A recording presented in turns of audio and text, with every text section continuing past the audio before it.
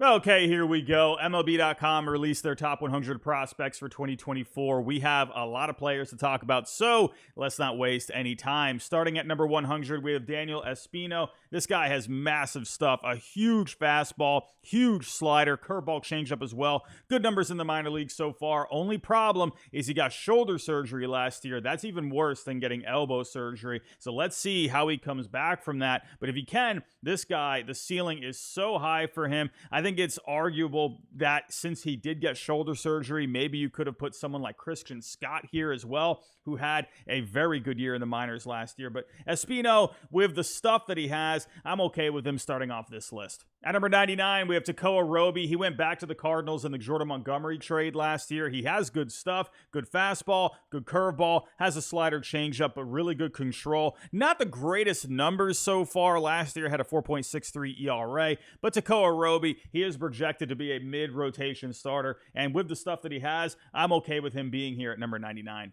At number 98, we have Chase Petty, another pitcher on here with really good stuff. Has a big fastball, big slider, a changeup as well. Only a 3-pitch pitcher at this point. Also had an elbow injury last year, so he only made 18 starts, but really good numbers overall. I think you could argue with the stuff that he has, maybe a little higher, but I could also see him being in this spot as well. Doesn't have a lot of pitchers to play with, but either way, really good stuff. At number 97, we have Ryan Clifford. He went back to the Mets in the Justin Verlander trade last year. Is a power over hit guy. Had pretty solid numbers overall last year, an 854 OPS, but he struggled after the trade. I think because of those struggles, I think you could argue that maybe someone like a Lazaro Montes in the Mariners system, who had a really good year in A-ball, could be on here instead. But I understand Ryan Clifford being in this spot. Overall, solid numbers. I think maybe a fresh start for this coming season. He'll put up some good numbers in the Mets system. At number 96, we have Bryce Eldridge, a two-way player in the Giants system. Didn't pitch last year, but put up massive numbers at the plate. Hit 294 with a 905 OPS. The Giants are going to let him pitch this coming year, so we're going to see that two-way ability. Honestly, with what he did at the plate last year, I think he should be way higher on here as a big power tool, and he's going to pitch. I honestly wouldn't be surprised if you saw him in the top 50 by the end of the year. At number 95, we have Nolan Schanuel. He only played 22 minor league games last year before getting called up. In the minors, in those 22 games, he hit 365 with a 991 OPS. Had over a 1,200 OPS in his career in college at FAU. This guy is going to be the real deal. I honestly think you can put him up higher here just because of how good a hitter he is. But Nolan Schanuel, look out for him this coming year with the Angels. At number 94, we have Blake Mitchell. He was selected 8th overall in the MLB draft by the Royals. Is projected to be a good catcher down the road, but he's just so far away. Not often you see high school catchers get drafted so high. Is projected for some good tools. 50 hit, 55 power, a 70 arm, 55 in the field. Didn't play a whole lot last year. The batting average, slugging weren't really there, but he was getting on base in his rookie year in the minor leagues. Blake Mitchell, I feel like because he is so far away at this point, I wouldn't put him in my top 100 as of right now. I think there are some other deserving players that didn't make this list, but Blake Mitchell definitely has a chance to be a really good catcher down the road. At number 93, we have Bubba Chandler, a former two-way player out of high school, selected in the 3rd round back in 2021 by the Pirates. He's sticking to pitching now, and I think that's a good idea. A 60 fastball, big slider, curveball, and a changeup as well. Very good control. Didn't have great numbers in the first half last year, but down the stretch, he was really good. Overall, 25 starts, a 4.54 ERA, 128 strikeouts compared to the 51 walks. Bubba Chandler has really good stuff. I'm excited to see what he can do, especially after a good second half last year. At number 92, we got Chase Hampton out of the Yankees system. A really good pitcher last year. Has 5 pitches overall. A 60 fastball, 60 slider, 55 curveball, a 55 cutter, along with a changeup as well. Decent control for the most part. Good projectable frame, 6'2" and 220 pounds. A good year last year. 20 starts, a 3.63 ERA, 106 and 2/3 innings pitched, 145 strikeouts compared to 37 walks. Those are really solid numbers. I honestly think he should be a lot higher on this list.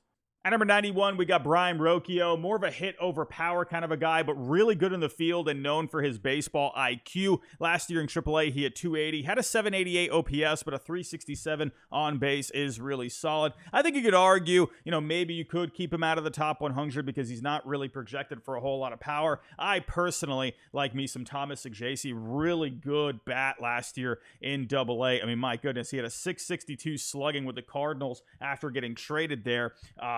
I would personally put Saggese here, but I'm okay with Rocchio here as well.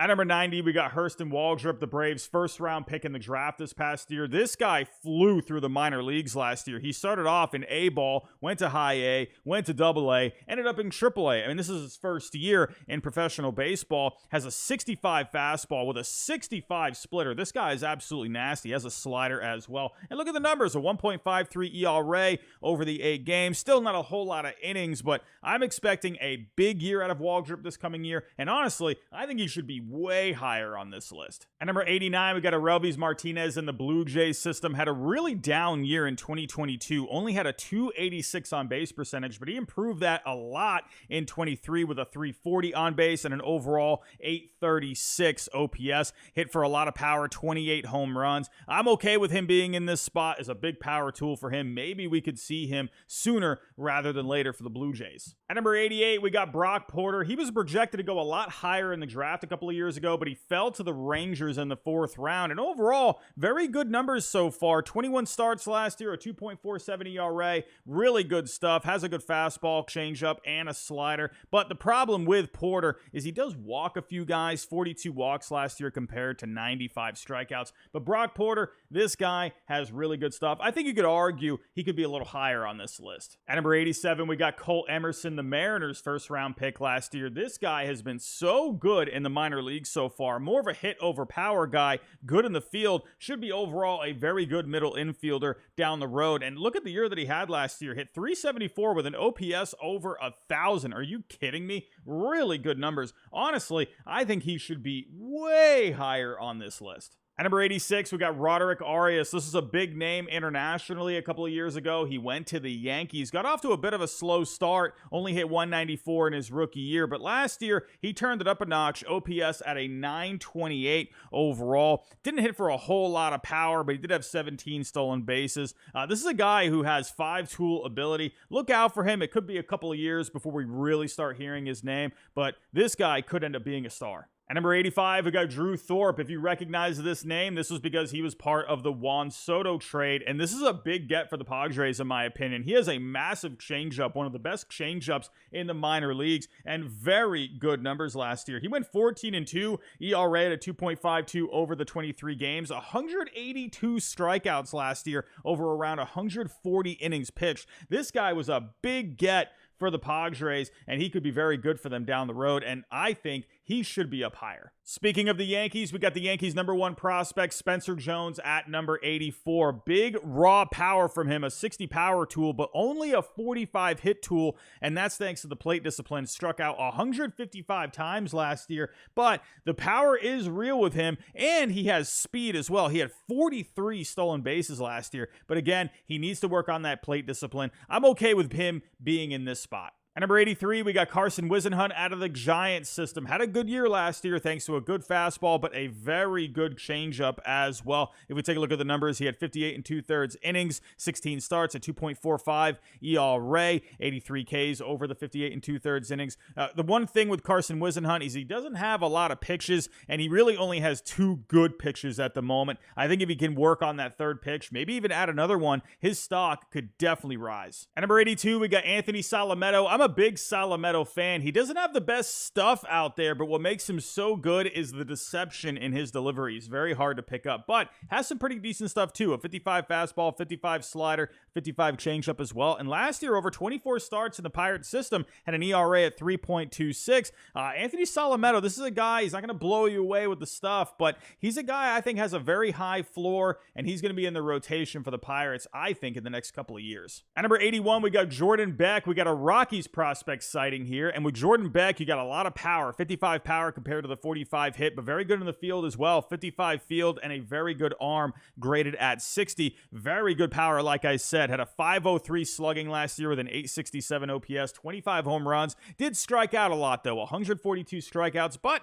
he does walk a lot as well. Has some decent speed, 20 stolen bases. Jordan Beck, I'm looking to see what he can do this year. At number 79, we got Gabriel Gonzalez in the Mariners system. A pretty solid hitter overall. Has a 55 hit with a 50 power, a big arm in the outfield, and a good year in the minor leagues last year between A and high A. Hit 298 with an 837 OPS, 18 home runs, and 10 stolen bases as well. I do think there is an argument for Victor Scott to be on this list. He was left off, but he had a really good year in the Cardinals system last year, hitting 323 with a 373 on base. Had 7 home runs, so Gonzalez has more power, but Scott had 45 stolen bases last year, so I think there is an argument for him to be in this spot instead, but Gabriel Gonzalez, he is solid. At number 78, we got Drew Jones. This is a polarizing one, the number 2 pick in the draft a couple of years ago, but a shoulder injury slowed him down last year. Only hit 238, a 680 OPS overall. Still had a pretty good on base at 353, but with Drew Jones, people are wondering, what is he going to do this coming year? A guy that has pop, but mainly known for the fielding and the athleticism that he has, as a 70 run and a 70 field. So let's see what happens with him this coming year. This is a big year for him. I'm okay with keeping him at this spot, but there are lists out there that don't have him in the top 100. At number 77, we got Justin Crawford. The son of Carl Crawford is off to a very good start in his pro career. Has a 55 hit tool compared to the 40 power, but he is making it work so far in the minors. Taking a look at the numbers, hit 332 last year with an 859 OPS, 47 stolen bases last year. Sure, not a lot of power from him, but that's not really his game. He's looking like a future leadoff hitter that gets a lot of hits, gets on base, and wreaks havoc on the bases. I'm a big Justin Crawford fan. I would actually put him higher on this list. At number 76, we got Ceddanne Rafaela on my Red Sox. He tore it up in the minor leagues last year. Take a look at the numbers. Hit 302 with an 869 OPS, had 20 home runs, 36 stolen bases. So you might be thinking, how isn't this guy in the top 20 at least? Well, the problem with Ceddanne Rafaela, he's very aggressive at the plate, and that shows with the 45 hit tool. It's not that he doesn't walk a lot. He gets a lot of contact, but he's just very aggressive at the plate. So he likes to chase a lot, and that translates into a lot of outs. So with Ceddanne Rafaela, that is something he's going to have to work on. The athleticism is there. He definitely has the energy and a very good fielding ability as well. They grade him at a 70 field, which I think will give him that higher floor. But the bat, it's going to have to show more discipline at the major league level. At number 75, we got Dalton Rushing out of the Dodgers system. This is a catcher with big upside, with the power, 55 at this point, but this guy absolutely mashes. In his first year of pro ball, he hit 404 over 30 games with a 1262 OPS, had 8 home runs during that time. The numbers came down this past year, but the on-base was still really good in the 400s over 89 games, had 15 home runs, walks a lot as well, 72 walks compared to the 93 strikeouts, and when it comes to the catching, he does have a very good arm, but he's still working on the other things like the blocking, the framing at the plate, just his overall defensive game behind the plate. And people think that will come around eventually, but it's not very often you see a catcher with such potential for a big bat like him, along with possible good defense down the road. At number 74, we got Tommy Troy. I was really hoping my Red Sox would draft Troy out of Stanford last year. He is a very solid all-around player. A very good season in his first year of pro ball. Hit 271 with a 374 on base, 843 OPS overall. Graded to be a 55 hitter with a 55 run. Just a solid all-around player. It's a little unknown where he's going to end up playing with the Diamondbacks. For me, if the Red Sox drafted him, I think he would have been great for second base. Who knows? But Tommy Troy, really solid player. I'm good with him in this spot. At number 73, we got James Triantos. I don't know if I fully agree with this one. He does have good grades. He has a 60 hit tool with a 50 power and a 55 arm. And the numbers were pretty good last year. Hit 287, 364 on base, but only a 391 slugging. Whereas, excuse my draft Nick Robbie here, but Nick York arguably had the better year last year and had the higher slugging percentage at 435, had had a 350 on base as well, hit a few more homers, had 18 stolen bases. Nick York did have the down 2022, but he brought his numbers back up last year. Scouts really like the adjustments that he's made. But to me, I don't know. I just feel like Triantos at this point hasn't really shown top 100 numbers to me. I'm not saying you have to put York in this spot, but I just feel like there's other guys out there that could be in this spot instead. At number 72, we got Yanquiel Fernandez. I feel like this one is a little high as well. He does have a lot of raw power. If we take a look here, the grade is at a 60, and last year, he had a 486 slugging. The year before, had a 507 in A-ball with 25 home runs last year. Does strike out a lot, doesn't really walk a whole lot. I don't know, and when I'm looking at the athleticism, only has a 40 run. I feel like this is just too high, in my opinion. At number 71, we got Sebastian Walcott in the Rangers system. Really reminds me of Jazz Chisholm. Has pop, very athletic, good in the field. When we take a look at the numbers last year in his first year of pro ball, only hit 246, had an 806 OPS, that's not too bad, had 12 stolen bases, 7 homers, struck out 64 times compared to 63, does have good projections, has really good bat speed, so his scouts are expecting more out of him down the road, and he's only 17 years old, so that's one thing to count on. For me, I would personally put him a little lower on this list, but with the projections, I can understand why he's here. At number 70, we got Connor Phillips. Overall, very solid pitching prospect. Big fastball, has a curveball slider to go along with it. Still needs to work on that changeup a little bit. Only graded at a 45 as of right now. Did have a cup of coffee last year. Did not do very well with the Reds in 23. But overall, a solid year in the minor leagues. A 3.86 ERA. Had 154 strikeouts over 105 innings. 57 walks with that. So Connor Phillips, I feel like, could end up being a pretty solid middle to back end rotation kind of a guy. I think this is a good spot for him on this list. Up next, we got AJ Smith-Shawver. He was mentioned in trade talks this offseason, and for good reason. Take a look at the grades. A 65 fastball with a 55 slider, curveball, and a changeup to go along with it. Still needs to work on the control a little bit at 45. But overall, in a cup of coffee last year, put up some pretty decent numbers, a 4.26 ERA. But last year in the minor leagues between high A, double A, and triple A, very solid. Had a 2.76 ERA over the 15 starts. AJ Smith-Shawver, decent numbers last year. Good stuff. I think he could even be a little higher on this list. At number 68, we got Jacob Wilson, the number 6 pick in the draft last year by the Oakland A's at a Grand Canyon University. I love me some Jacob Wilson. Look at the hit tool, 65 on the hit. Not a lot of power, but that's not really his game. Very good arm, solid shortstop out there. I'm very excited to see what he can do down the road. A high IQ player, and overall, good numbers so far through 26 games, hitting 333, 391 on base, a 475 slugging. I think he's going to be a very solid major leaguer at some point. At number 67, we got Edwin Arroyo. Remember, he was involved in the Luis Castillo trade a couple of years ago between the Mariners and the Reds, but his stock has really fallen. If we take a look at the numbers this past year, only posted a 757 OPS after a very good 2022 when he had an 846 OPS. Only has a 50 hit and a 45 power, but is better in the field. A 55 run, 60 on the arm, and a 60 field tool. With Edwin Arroyo, for me personally, I just feel like these numbers probably, at least in my opinion, should drop him out of the top 100.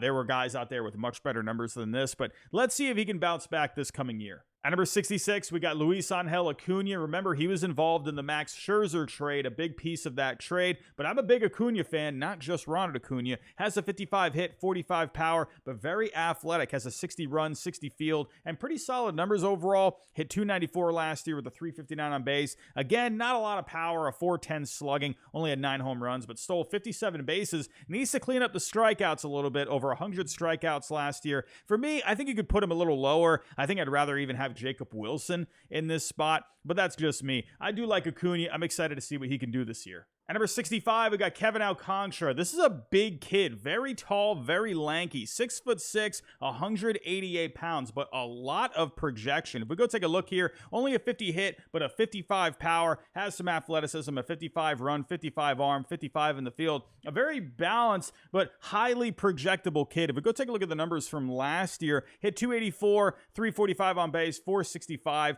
on the slugging, 13 homers, 15 stolen bases. Pretty good all-around season. Right now, though, I feel like he is more projection than floor, so I feel like maybe he could be a little lower on this list, but I do think he could really turn into something special after another year. At number 64, we got Tank Hence in the Cardinals system. Had an okay season last year. If we go take a look here, a 4.31 ERA across high A and double A. He struggled in double A, though. The one thing with Tank Hence that really sets him apart, he has a big fastball, good slider, as well as a good changeup. Has a curveball there as well. But the one thing with Hence is that he only had 99 strikeouts across 96 innings last year. So I want to see a bit of a bump there. So for me personally, I would put him lower, but I would still put him in the top 100. At number 63, we got Joey Ortiz. I'm a big Joey Ortiz fan. I think he could be a pretty fun player. At this point, has a 55 hit, only a 45 power, but has a 65 field tool along with a good arm at 55.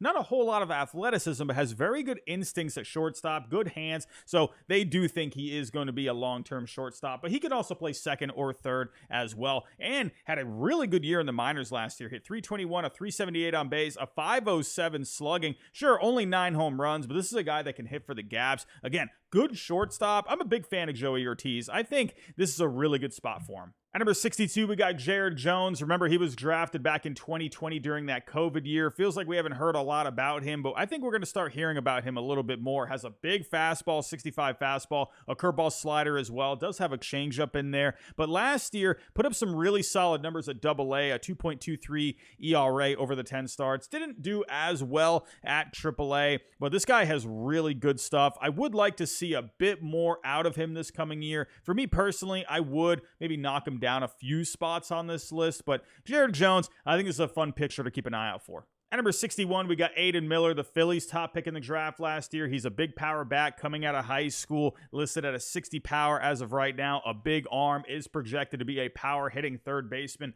down the road, and got off to a pretty good start last year in rookie ball. Did make a jump to A ball, didn't do as well there, but overall hit 303, 425 on the slugging. The power still needs to come around, but he had a 483 slugging in rookie ball. I'd like to see where that can go this coming year. There are lists out there that don't have him in the top 100. I mean, he still is really far away, but I think you can make an argument with the power that he has. He could be a top 100. This might be a little high for me, though. At number 60, we got the brother of Josh Young, Jace Young. Jace Young absolutely mashed last year. If we take a look at the numbers, hit 265 with a 376 on base and a 502 slugging, but he actually got better when he went to Double A. Over the 47 games, he had an OPS of 936 compared to an OPS of 842 at High A. Overall, had 28 home runs last year. This guy is going to absolutely mash for the Tigers. Yeah, he's more of like a second baseman, maybe a third baseman at this point. So we'll see what happens there. But either way, this guy's bat is going to be awesome. I think this is a good spot for him on this list. At number 59, we got Kyle Manzardo. Remember, he was involved in the Aaron Savali trade with the Rangers before the deadline. He wasn't doing very well with the Rays before he got traded. He was only hitting 238 with a 784 OPS. But when he went to Cleveland,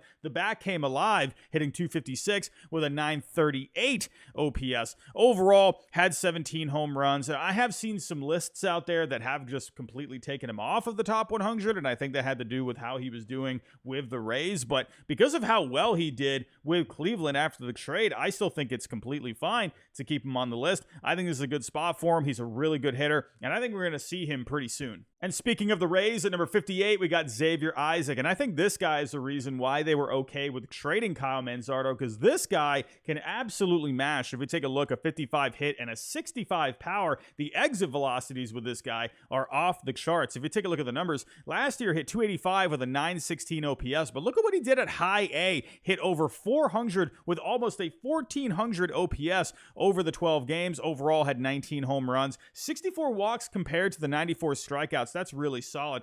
This guy, at some point, could be a really fun bat to pay attention to. Staying in Florida for number 57, we got Noble Meyer with the Marlins, the number 10 pick last year in the draft, and this guy could end up being really special. First off, he's 6'5" already coming out of high school, and look at the repertoire already, and this is a reason he's very highly touted. A big fastball, very good slider already with a changeup, throws strikes. I mean, this is a guy that could be really special, very high projections. Had 5 starts last year in his first taste of pro ball. You know, not really anything crazy with the numbers so far. But Noble Meyer, this is definitely a name to keep an eye out for. Because he is coming out of high school, maybe he could be a little lower on this list, but I was a big Noble Meyer fan in the draft. I think he's going to be very good. Speaking of high school pictures, we got Dylan Lesko at number 56. He was picked 15th overall by the Padres a couple of years ago, and this guy could be very special, just like Noble Meyer. Now, he did miss a year because of Tommy John surgery. He did come back this past year. Not the greatest looking numbers over 12 starts, a 5.45 ERA, but did have 52 strikeouts over 33 innings. This guy was showing massive velocity, has a 65 fastball, and had one of the best changeups coming out of that draft, and that was looking really good this past year. Has a 70 changeup, has a 55 curveball, throws a very good amount of strikes. I say, get that rust off, and I think he's going to have a big year in the minor leagues this coming year because of just the great stuff that he has. At number 55, we got one of the better hitters in this top 100, and that's Curtis Mead. He has a 60 hit, 50 power, but this guy just hits. If we go take a look at his numbers so far in the minor leagues, has a career average of 302 with an 890 OPS. Really good year in the minor leagues last year. Has gone through some injuries in the last couple of years, but overall looked really good at AAA last year, hitting 294 with a 900 OPS. Still not a lot of power, 9 homers, but it was enough to get him the call last year. The problem with Curtis Mead is the defense. You're not quite sure where he's going to be able to play because he's not very athletic, doesn't have a great arm, but the bat is what's going to keep Curtis Mead around. He has a very good bat, and he's going to be fun to watch. At number 54, we got Matt Shaw. I know I said earlier I would have liked the Red Sox to draft Tommy Troy, but I really would have liked the Red Sox to draft Matt Shaw. My goodness, this guy is a gamer. Take a look at the grades first. 55 hit, 55 power, nice and balanced, very athletic with a 55 run. Not a whole lot of arm, but he can play multiple positions. He's going to be completely fine. But look at these numbers that he had last year in his first year of pro ball. Hit 357 with an OPS over 1,000 between rookie high A and double A. If you take a look here, he had 15 stolen bases overall, 8 home runs. I mean, my goodness, Matt Shaw, this guy is going to be a gamer. I would not be surprised at all if we saw him in the major leagues this year. I think he should actually be a bit higher on this list. At number 53, another Mets prospect, Drew Gilbert. He was also involved in the Justin Verlander trade, and this guy is as balanced as they come. Has a 55 hit, 50 power, very athletic with a 55 run, 60 arm, 55 in the field. What more balance could you want? And very good numbers last year. Hit 289 with an 868 OPS, 18 home runs, 12 stolen bases, walked a good amount compared to how much he struck out. I think Drew Gilbert, he's going to be a really solid player. I think this is a really good spot for him, somewhere right in the middle. At number 52, we got Chase Dollander. He was the number 9 pick by the Rockies in the draft last year, and this guy's got great stuff coming out of Tennessee. Hasn't pitched in pro ball yet, but it's going to be exciting when he does. Has a 65 fastball, 60 slider,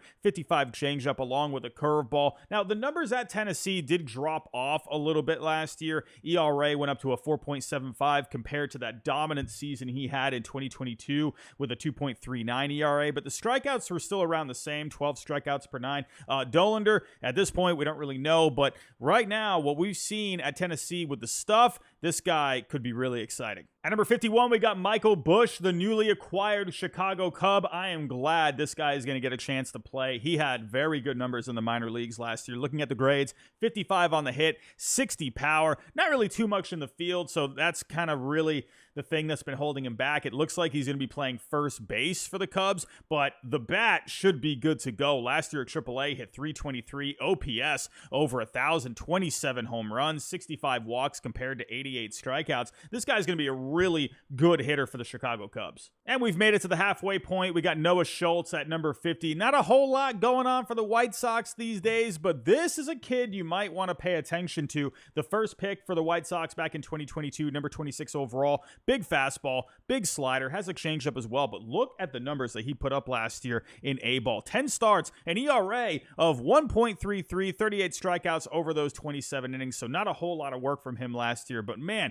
he showed really good velocity velocity, really good stuff from the left side. This is a name you want to keep an eye out for. At number 49, we got Mick Abel. He was the number 15 pick back in 2020. He's had a few years in the minor leagues, has really good stuff, good velocity, just walks a few guys, but he definitely is projectable to be a really good big league pitcher. 65 fastball, 55 on the curveball, 55 slider. Like I said, good stuff. He just walks a good amount of guys. If we take a look at the walks that he had last year, 65 walks over the 113 innings, so he needs to get those down, but he strikes out a lot of guys. I definitely think we could see him maybe this year and definitely in the next couple of years, but has really good stuff. Let's see if he can get the command under control. At number 48, we got Brady House. He was the number 11 pick by the Nationals back in 2021. This guy is all upside. I mean, my goodness, he's 6'4". This dude is going to be a tank when he gets to the major leagues. Now, he did miss some time back in 2022. He had some back problems, but look at the year that he had last year between high A,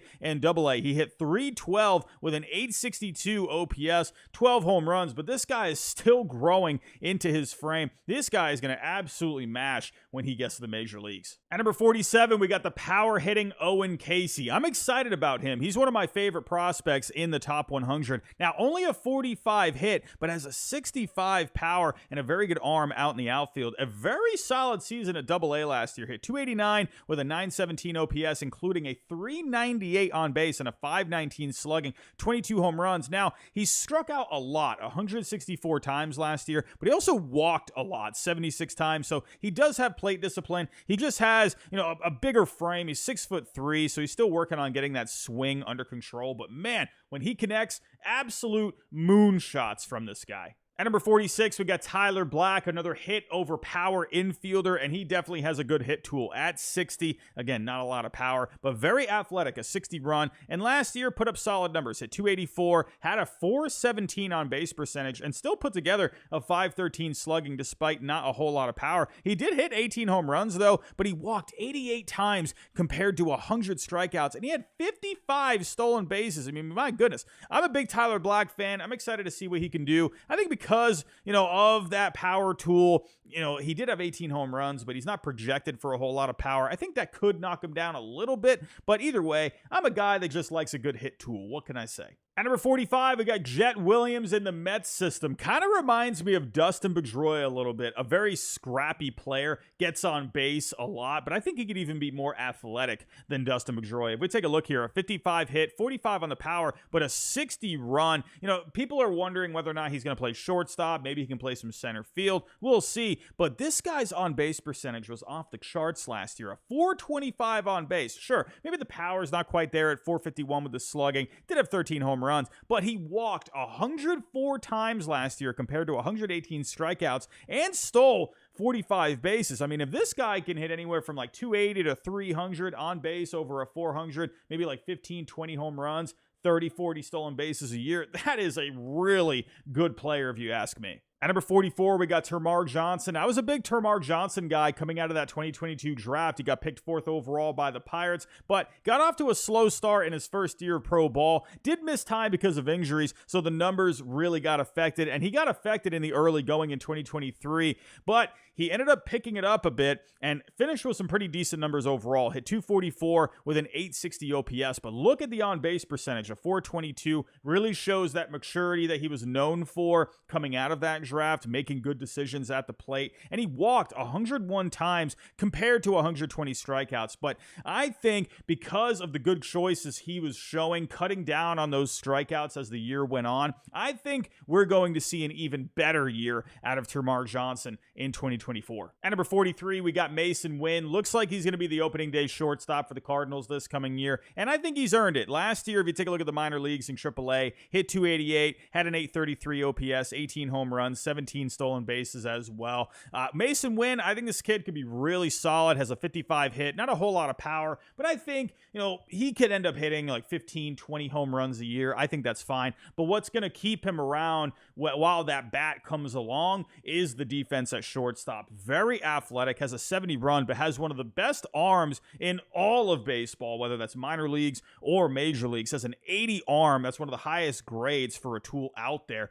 Mason Wynn, I think think he's going to be really solid. I think he's going to be an exciting player for the Cardinals. At number 42, we got Emmanuel Rodriguez in the Twins system. I think this guy is pretty underrated. If we take a look at the grades, has a 50 hit, but has a 60 power along with a 55 run with a good arm at 60. Now, he got off to a slow start last year, but overall finished with pretty good numbers. Only hit 240, but had an on base at 400 and a slugging at 463, but it was over 500 in the second half. Finished with 16 home runs and 92 walks. Did strike out a smidge, 134 times. So let's see if we can get those down a little bit, but also had 20 stolen bases. So this is a guy that he's a power and a speed threat. Don't see that very often. But because of the slow start last year, I would knock him down just a little bit here. But if he could be a bit more consistent this coming year, I think he could definitely shoot up into the top 40, maybe even the top 30. At number 41, we got the Martian, Jason Dominguez. He homered off Justin Verlander when he got called up to the major leagues last year. So that pretty much has to say that he's going to be pretty good. But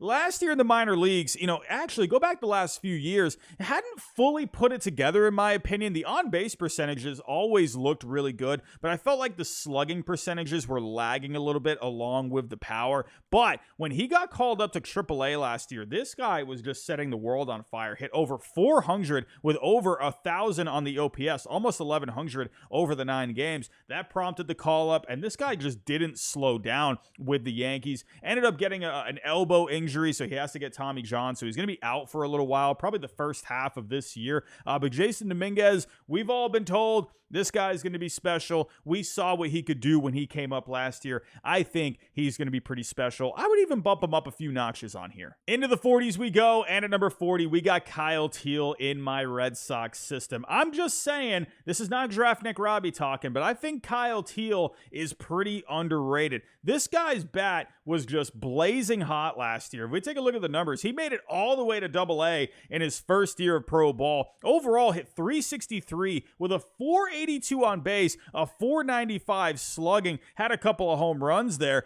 but my goodness, this guy's bat was just on fire, and he's very good defensively as well. A very good catcher out of Virginia, has a big arm, good fielding tool at 55. I think Kyle Teel is going to be a really solid catcher down the road, and again, coming out of a strong college in Virginia, he just is very mature for his age. It just seems like this guy is going to be here sooner rather than later, in my opinion. At number 39, we got Marco Luciano. He is projected to be the opening day shortstop for the Giants this coming year, but in the minor leagues, he hasn't put up amazing numbers. If we go take a look at the grades, a 50 hit and a 60 power, so he is projected to be very good, but the numbers just haven't really translated. He got off to a really good start back in 2019, but the numbers kind of dipped over the next couple of years, and they really dipped last year as well. Only hit 223 with a 776 OPS, 15 home runs, struck out 100 times compared to the 46 walks. So again, scouts, there's obviously some good pop when he does get into it, but I just feel like he hasn't shown that consistency. So I don't know, to me, 39 seems really high. If you ask me, I would put him much lower. And I think there's even an argument that maybe he shouldn't even be in the top 100, but let's see if he can really put it together this coming year. At number 38, we got Harry Ford. He was the number 12 pick back in 2021 by the Mariners. And with Harry Ford, he is projected to be a catcher, but he's so athletic that he can play multiple positions. So let's see what his actual home ends up being. But with Harry Ford, another thing with him, very good on-base abilities, very good plate discipline, has a very advanced approach at the plate. Last year at high A, hit 257, a 430 slugging, so those are okay, but the 410 on base is really good, an 840 OPS overall. 15 home runs as of right now, but again, getting on base, 103 walks compared to the 109 strikeouts, 24 stolen bases as well. I think there is definitely still more upside to be unlocked by Harry Ford. I'm excited to see what he can do because, the on-base skills are good. I just feel like the batting average and the slugging are a little low right now, so that would knock him a little bit down for me. But I'm okay with him being in this spot. Speaking of the Mariners, at number 37, we got Cole Young. He was the number 21 pick back in 2022, so a year after Harry Ford got drafted. More of a hit over power guy at this point, but very solid in the field, very athletic at a 55 run, 55 on the arm, 50 in the field, and pretty solid numbers at the plate last year, hitting 277 with an 847 OPS. Again, not a lot of power, but the guy gets on base, almost a 400 slugging last year between A and high A. Had 11 home runs, but 88 walks compared to the 90 strikeouts, 22 stolen bases. Just looks like a good, solid player. Maybe I would probably knock him down just a couple of spots here, but overall, I see a solid player and still only 20 years old. At number 36, we got Robbie Snelling out of the Padres system. Think of all the trades the Padres have made over the last several years and how many prospects they gave up, but it really shows how strong their player development is, because look at Robbie Snelling here. This guy is very good. 55 on the fastball, 60 curve, a 50 changeup, very good with the control, throws a lot of strikes. But look at these numbers from last year between A, high A, and double A. He had an ERA of 1.82 over 22 starts, 118 strikeouts, 34 walks. I mean, this guy was really good last year from the left side. I think this is a guy to pay attention to for this coming year. And the Padres, hey, they might need some pitching this year. We never know with the durability of Musgrove and Darvish. So, hey, maybe we could see Snelling if he gets off to a good start this year. At number 35, we got Jefferson Cuero in the Brewers system. What's going to set him apart from these other prospects are his elite defensive abilities at the catcher position. If we take a look here, has a 70 field tool with a 60 arm. This guy's going to be a really good catcher. Now, the bat needs to get going a little bit, but with catchers these days, if you can get something with the bat, that's just a plus. But if you can get the elite defense at the catcher spot, I think that's more than what you would ask for. Hit 262 last year. Very good on base still at a 339, a 440 on the slugging. Had a little bit of pop, 16 home runs. But overall, again, it's the defense we're looking for. The elite defense should make him a very good player in the major leagues. At number 34, we got Rhett Lauder. This guy was so good at Wake Forest last year in the College World Series. He was pitching awesome, but he ran into a guy named Paul Skeens who was just on another level at that point. But Rhett Lauder was also on another level. He was so good last year. Over 19 starts, had a 1.87 ERA, over 10 strikeouts per 9. He was so good. So that got him the 7th pick overall, while Paul Skeens went number 1 overall. But with Rhett Lauder, to me, he's a very good pitcher. He's going to throw a ton of strikes. He attacks the strike zone. You can see here with a 65 control, a 55 fastball, 55 on the slider, 60 changeup. Has an amazingly high floor. Just not quite sure where that ceiling is going to go. But he already has an incredibly high floor at this point. So I think he's going to have a very successful career in the major leagues. I have seen some other lists with him a little bit lower because I think they view him as more of that high floor kind of a guy, but we'll see. 21 years old, maybe he could even add something else, but he's off to a great start already because of what he did in college. At number 33, we got Jacob Misarowski. This is a name you might not have heard of too much, but you might want to get used to hearing it because this guy's upside could be through the roof. If we take a look here, first off, 6'7". This guy has a massive frame already, but take a look at the grades with what he's working with. A 70 fastball, a ton of velocity, as well as a nasty slider at 70, along with a curveball at 55, along with a cutter at 55, and a changeup at 45. But whatever, he's got 5 pitches that he can play with. Doesn't throw a ton of strikes at this point. He's got a 40 control, but he's a big guy. He's got the long limbs, so still getting his control intact. But if we take a look at the numbers last year, 20 starts, actually not a whole lot so far in the minor leagues, 22 starts overall, but last year posted a 3.41 ERA, 110 strikeouts, over 71 and a third innings, 42 walks is quite a bit, so he needs to get those down. But again, the long limbs, it can take these guys a little longer to get themselves in check when it comes to that department. But this guy has nasty stuff. Go take a look at some of the highlights with him. I mean, my goodness,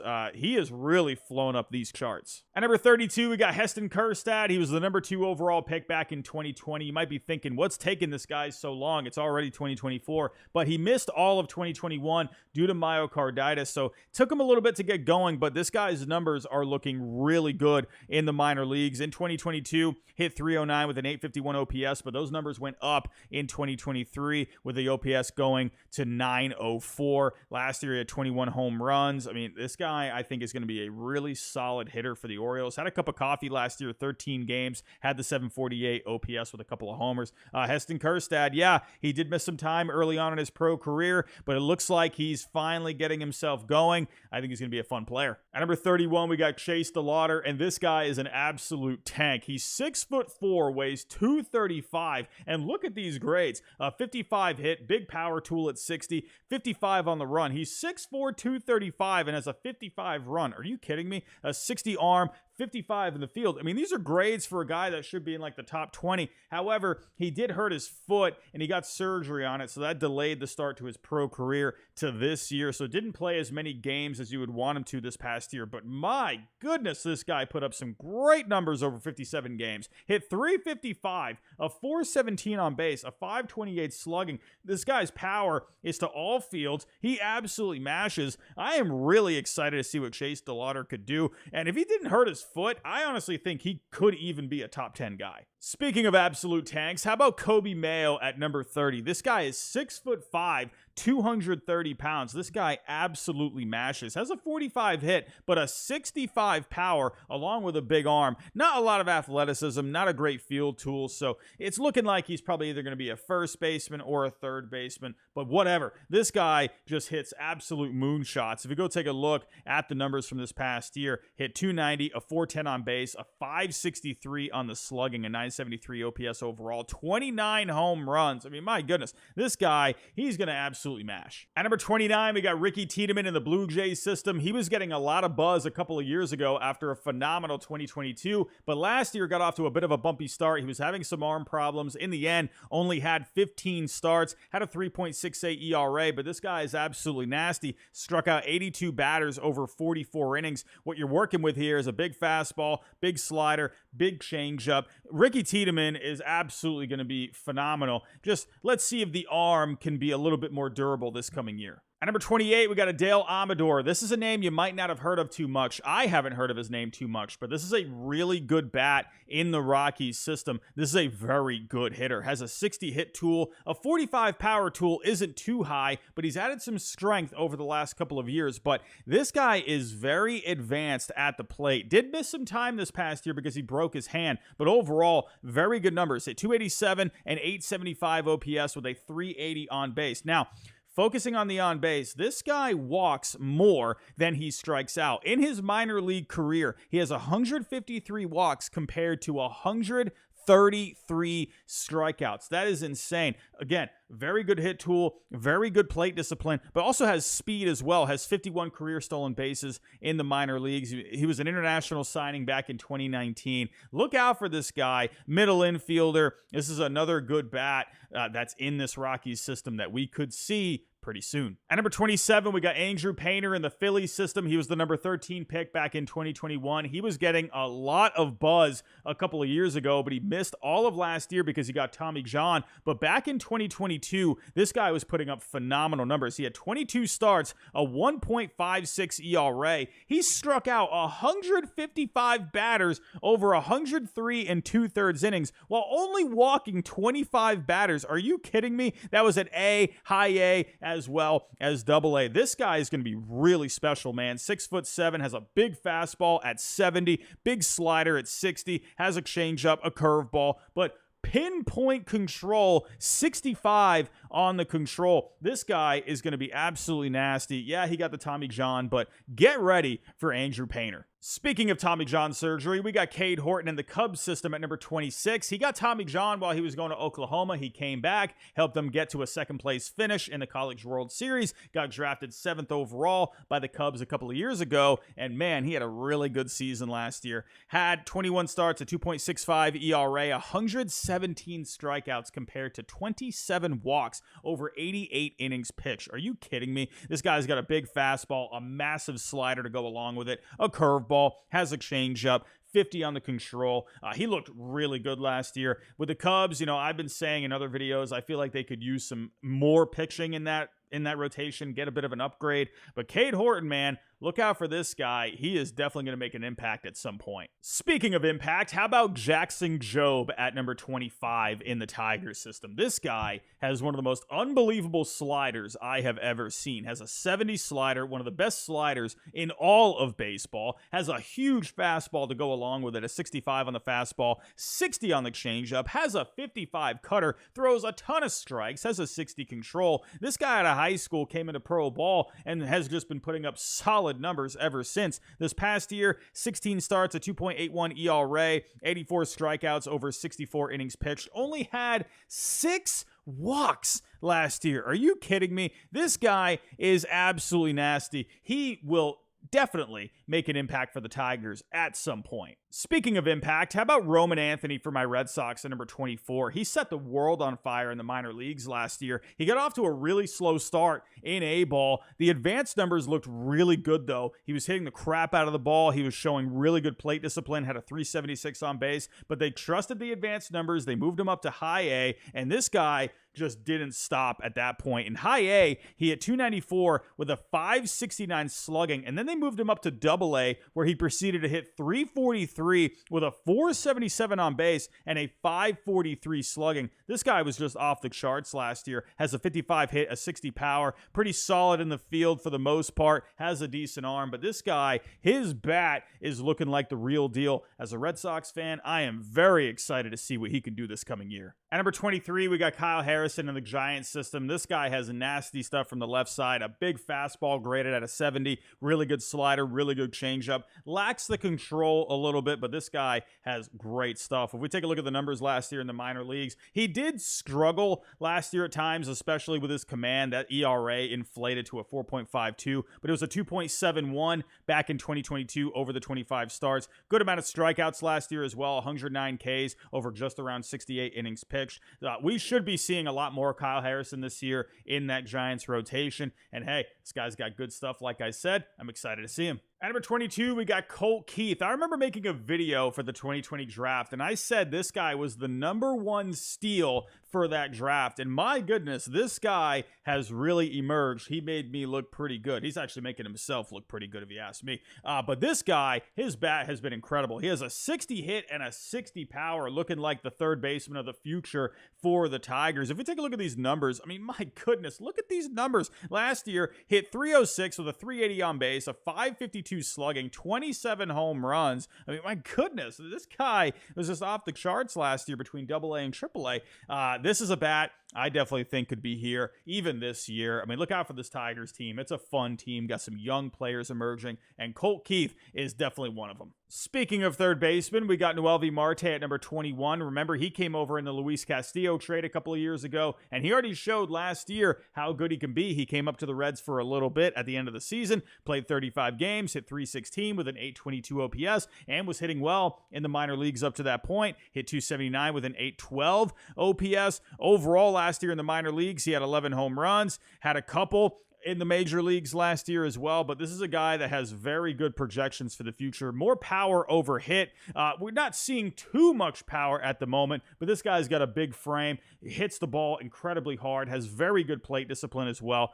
This is going to be another solid position player for the Reds. At number 20, we got Carson Williams in the Rays system, an amazing defender at shortstop. This guy's going to be a shortstop for a long time. As you can see here, has a field tool of 65, has a very good arm as well, athletic with a 55 run, and a good amount of pop, a 60 power tool. The only thing that holds me back here with Carson Williams is he only has a 45 hit tool. So to me, I feel like he's a little high here, but did put up some good numbers last year. Hit 257, a 356 on base, 497 on the slugging, had 23 home runs last year. Just struck out a lot compared to the walks. Only 59 walks last year, 158 strikeouts. Is athletic, right? He has the 20 stolen bases, but to me, I just feel like he's a little high just because of the lack of plate discipline. At number 19, we got the 5th pick from the 2021 draft, Colton Cowser. I was a big Colton Cowser guy coming out of that draft. I love that underslot deal for the Orioles when they picked him. And this is a guy that I think is going to be a very productive, balanced player. If we take a look at the grades, he has a 55 hit, a 50 power. I'm always going to be a guy that likes a hit over power because I feel like that power can always come along. Along with that, very solid athletically, has a 55 run, a 55 arm, 50 in the field. Again, very balanced. Had a good year in the minors last year at AAA, hit 300 with a 937 OPS along with 17 home runs. Now, Colton Cowser, he did come up for 26 games last year. Didn't really see the results, but he did work some good at-bats. He made some good contact. So I feel like there's way more to come with Colton Cowser here. But I think this is a good spot for him, number 19 overall. At number 18, we got the 8th pick from the 2022 draft, Brooks Lee. I loved Brooks Lee coming out of that draft. This guy has an amazing hit tool, 65 on the hit, 55 on the power, has a 55 arm. This guy is going to be a really solid player, a good shortstop. Now, the numbers are really solid. I'm still still waiting for that power to come along a little bit. Last year, between AA and AAA, hit 275 with an 808 OPS. Looked much better in AA, but struggled a tad in AAA. So that's where I'm guessing he's going to start this coming year. And I do want to see some more home runs. 16 home runs last year. I think there's room for more. For me personally, because of that, I would put him a little lower in here, maybe in that 20 to 25 range, but Brooks Lee, he's going to be really solid. At number 16, we got Peter Crow Armstrong. He could be a very special player, and the first thing that jumps right off the page with him is he is an elite defender out in center field, has an 80 grade for his fielding, along with just amazing athleticism with a 70 run, a very good arm as well at 55, and to go along with that, he has been a very good hitter so far in the minor leagues. If we go take a look at the numbers in the minors, offensively, hitting 283, a 365 on base, a 511 slugging, equaling out to an 876 OPS, 20 home runs, 37 stolen bases. This guy's looking like the real deal. The one thing that holds me back a little bit with him is he had 129 strikeouts last year compared to only 46 walks. I want to see that gap closed a little bit. I want to see a bit more plate discipline because I feel like that could be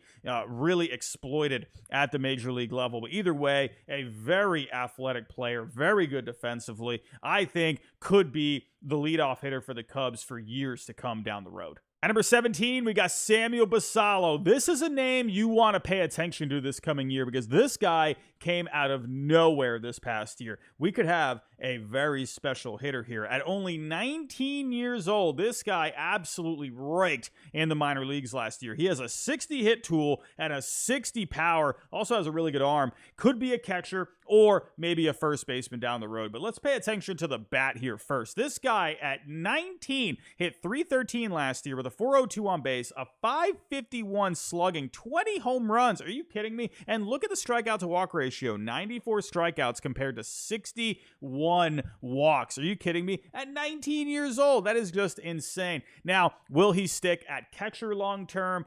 Maybe. He has a pretty good arm, but if he's going to stay with the Orioles, I mean, Adley Rutschman's going to be there for the next several years, so not sure if that works. They also got Kobe Mayo, so I've actually wondered, could Basallo be a trade piece for the Orioles to try and nab maybe a top of the rotation kind of a guy? Either way, this guy is going to be a really special hitter, I would argue, because of those numbers at that age and that frame at 6'3". Oh my goodness, I think he could be even higher on this list, maybe even top 10. At number 15, we got Marcelo Meyer. I was so excited when the Red Sox were able to get him at number 4 overall in the 2021 draft. That was such a birthday gift. He's gotten a lot of comparisons to Corey Seager, and for good reason. Coming out of that draft, he was regarded as the best hitter, at least the best high school hitter coming out of it. A 55 hit and a 55 power, just a smooth swing, makes a lot of contact and a lot of hard contact, along with really good plate discipline as well. Also very good defensively too. Not the most athletic, but he has smooth hands and good footwork out there, so he moves very well and has good instincts as well, especially for a younger guy,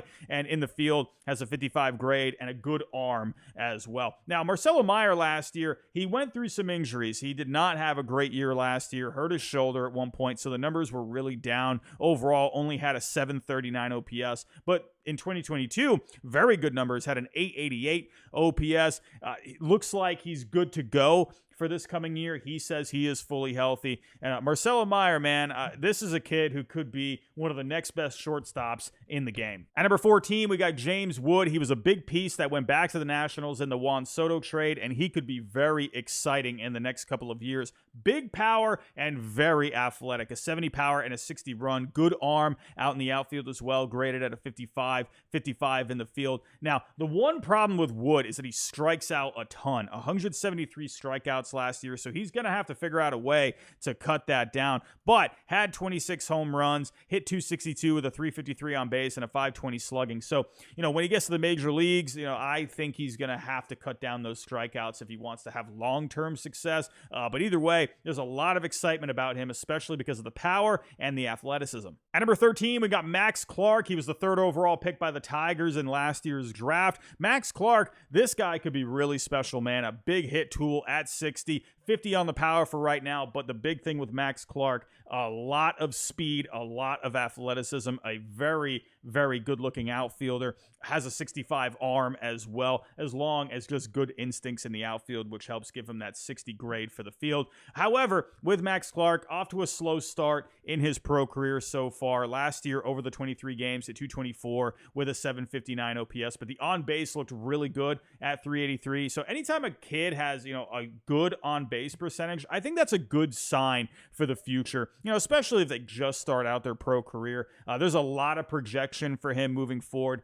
For right now, because of the slow start, I know it's only 23 games, I would put him lower. I'd probably put him in that 20 to 30 range as of right now, maybe 20 to 25. But either way, could be a special player. At number 12, we got Jackson Merrill in the Padres system. I think a pretty underrated prospect. I feel like we don't hear his name very much, but has very good projections. A 65 hit, 55 on the power, a really good arm, really good in the field at shortstop. Last year, the numbers were, I think, okay. Hit 277 overall between high A and double A with a 326 on base and a 444 slugging. Hit for some pop, 15 home runs overall. Didn't strike out a whole bunch, though. Only 62 strikeouts compared to 35 walks, 15 stolen bases. I feel like we still could see a bit more out of Jackson Merrill. I think 12 is a little high here. I'd probably say maybe in that 20 range. I think that's appropriate. He definitely shows a lot of good things, but I just want to see more of the results for me to put him this high. At number 11, we got the future shortstop for the Diamondbacks, Jordan Lawler. I was a big Lawler fan coming out of that draft in 2021. It was him. It was Marcelo Meyer. I was happy to get Meyer. I would have loved Lawler as well. And this guy has been really good in the Diamondbacks system. But looking at the grades, a very balanced hitter, just like Meyer, but a bit more athletic than him. Actually, a lot more athletic. Has a 70 run, a good arm as well, very good in the field. But look at the numbers that he's been putting up in the minor leagues. In 22, had a 910 OPS. Last year, had an 874 OPS, 20 home runs in the minor leagues as well last year, along with 36 stolen bases. This guy's just going to check off all the boxes for you. I think Jordan Lawler is going to be a great shortstop for years to come. To the top 10 we go, and at number 10, we got Walker Jenkins. Last year for the draft, there was a debate, Walker Jenkins or Max Clark. Well, Walker Jenkins is looking like the real deal right now. I think Max Clark is going to be really good too, but Walker Jenkins, my goodness, the 5th overall pick last year, it looks like so far the Twins have hit on Walker Jenkins. Looking at the 26 games he played last year in rookie and A-ball, this guy was hitting the cover off the ball. Hit 362, a 417 on base, a 571 slugging, had a few home runs as well, 9 walks, 14 strikeouts. He's already just showing good stuff with the plate discipline, with the bat. I mean, my goodness, this guy is 6'3". I think he's going to be an absolute tank. He's putting up numbers like that already. I mean, let's see what happens here in the next year or two, but scouts love Walker Jenkins. He's got a 60 hit, 60 power, athletic, 55 right there, 60 with the arm, 55 in the field. This guy looks like a solid, great corner outfielder for years to come. He is going to hit the crap out of the ball. I can see it now.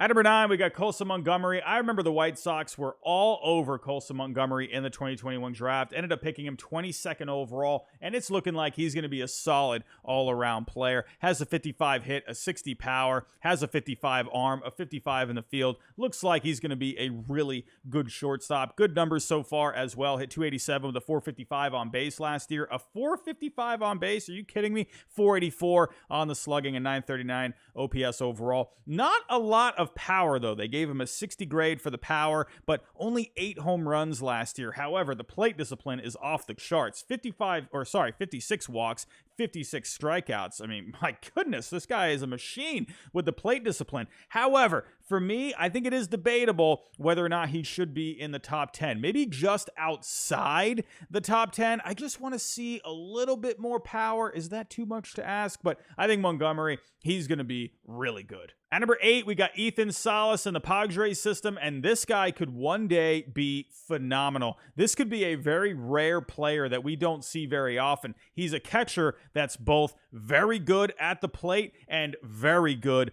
defensively. Not just very good, but excellent at both. He has a 55 hit and a 60 power, and in the field, he has a 65 field and a 60 arm. It's not very often you see that combination for a catcher. Sure, you could see a catcher that's very good defensively, maybe a bit weaker on the offense, maybe strong with the offense, not quite as good defensively, but having both, that's very rare. You don't see that very often. He was just signed about a year ago to date, and he hasn't played too much in the pros yet, 66 games, but hit 248, a 331 on base, a 421 on the slugging, had 9 home runs. However, one thing to keep in mind, he's only 17 years old. This is crazy. I mean, my goodness, when you have those kind of grades and you're already putting up, decent numbers in pro ball at 17 years old at that position, I'm really excited for Ethan Salas. I'm also really excited for Dylan Cruz at number 7. He was drafted number 2 overall by the Nationals in the draft last year. I thought he was going to go number 1. A lot of people thought he was going to go number 1,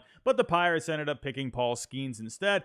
But the Nationals, hey, you don't got to worry because you got yourself a really good player out of LSU. This guy was just phenomenal at LSU, winning the College World Series there with Paul Skeens. I mean, what else is there to say? He's got a 70 hit, a 60 power, 60 run, a really good arm. He's really good in the field, already hitting in pro ball over 35 games last year, had an 844 OPS, hitting 292 as well, 5 homers to go along with it. Dylan Cruz, he does everything great.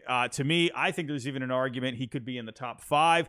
Really excited for him, and I know Nationals fans are very excited for him. At number 6, we got Wyatt Langford for the Rangers. I thought this guy could have gone number 1 last year. He was that good at the University of Florida. I mean, where to start with Wyatt Langford? This guy is just an absolute tank. He's 6'1", 225. He's basically just a bowling ball. My goodness. A 60 hit tool, but a 70 power. This guy can just hit balls to freaking Jupiter. He's got a pretty good run tool as well at 55. Not amazing with the arm, but I think he's going to be fine out in the outfield. He'll probably just go to left, maybe right.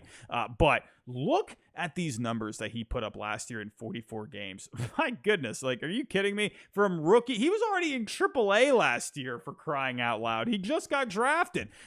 He hit 360 overall with an OPS of 1.157, had 10 home runs, 36 walks, and 34 strikeouts. Are you kidding me? This was in his first year of pro ball. Why is Wyatt Langford not in the top 5? This guy is off the charts. I'm so excited for Wyatt Langford. Into the top 5, and at number 5, we got Evan Carter. I mean, should we even call him a prospect at this point? He was just playing in a World Series, for crying out loud. My goodness. I mean, you'd think about other outfielders when they just came up playing in World Series, right? I think of Jacoby Ellsbury, personally, back in 2007. Xander Bogaerts in 2013. Excuse my Red Sox bias, but those two ended up going on to have really good careers. Well, Ellsbury, not with the Yankees so much, but you get my point. Evan Carter, he looked really good last year for the Rangers. I mean, when he came up last year for 23 games, he hit over 300, had an OPS over 1,000. I mean, my goodness, even in the minor leagues, he was just tearing it up. Hit 288, 863 on the OPS.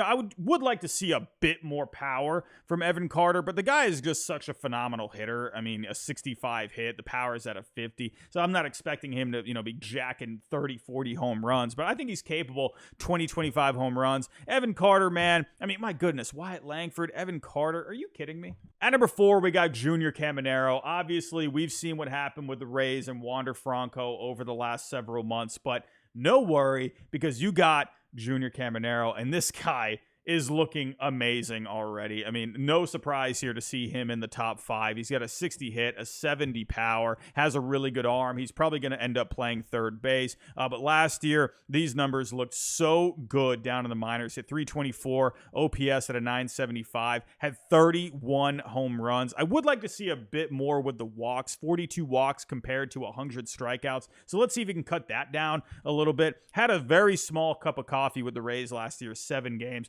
But this guy is going to be a special player, and Rays fans, obviously, going through all that stuff over the past several months, but you got someone good that is ready to fill in. At number 3, we got the number 1 pick from the 2023 draft, Paul Skeens. I mean, this guy is going to be amazing. It's looking like he's going to be the next Steven Strasburg. This guy's going to be a phenom. He was so good at LSU. Oh my goodness. You know what? Give me a second. I got to pull up the numbers. Okay, here are the numbers. 19 starts for LSU last year. He went 12-2 with an ERA of 1.69 and 15 strikeouts per 9 while only issuing 1.5 walks per 9. That is just mind-blowing. What the heck even is that? It's not really a big sample size as of right now. 5 starts, but he only went 6 2/3 innings. He did strike out 10 hitters overall. Now, Paul Skeens, I feel like to some, could be a little high here, but I totally understand why he's in this spot. I mean, this guy is going to be phenomenal. But let me know what you think in the comments. Do you think he should be in the top 5, maybe just outside the top 5, where, guys like Wyatt Langford, Dylan Cruz, maybe could be in that top 5? Let me know. Either way, Paul Skeens, this guy's going to be a beast. At number 2, we got Jackson Chourio. This guy just signed a fat contract extension with the Brewers, and good on the Brewers, because this guy is going to be really good. He got 8 years, $82 million, and no surprise, right? He has a 55 hit, big power, 65, very athletic with a 70 run tool, great in the field as well. And he's only 19 years old. I mean, look at these numbers that he's been putting up. Last year in 23 between AA and AAA, hit 282 with the 338 on base, 467 on the slugging, 22 homers. Struck out a little bit too much for my liking compared to the walks. I would like those to come down a little bit, the walks to come up. But he's 19 years old. I'm sure that's going to get cleaned up a little bit over the next couple of years, but he still stole a ton of bases last year, 44 stolen bases. Jackson Chourio, man, yeah, no surprise here seeing him in the top 5. He's going to be a great player. And at number 1, we got Jackson Holliday, the number 1 pick from the 2022 draft. No surprise here. I completely agree with it. This guy is going to be a special player. We all know where he gets it from. He gets it from Matt Holliday, absolute beast during his playing days. I think Jackson Holliday could be even better. I mean, when you look at these grades, when you look at these numbers that he's been putting up, he is just phenomenal. I mean, my goodness. He has a 70 hit and a 60 power. It is not very often you see those two grades together, along with the athleticism. I mean, when do you ever see that? It's not very often. It's very rare. A very good arm out in the field at short as well. Has a 55 field. Look at these numbers from last year in 2023 between high A, double A. He went all the way to triple A. Some people thought maybe he could even make it to the major leagues last year. Hit 323 overall, a 442 on base. Are you kidding me? At that young of an age, 499 on the slugging. Sure, only 12 home runs last year, but he's only going to get stronger as time goes on, as he fills into his frame. But what I love, and I've been mentioning this about some prospects in this video, is the strikeout to walk ratio. He had 101 walks compared to 118 strikeouts. In his overall career in the minor leagues, he has 126 walks compared to 130 strikeouts. That's insane. That is so good. What else there to say? He also had 24 stolen bases. If I'm throwing in one more thing, I mean, there you go. He is going to be a really special player. I am so excited to see him. And that's coming from a Red Sox fan, okay? Like, I am not excited to see what kind of damage he's going to do against my Red Sox.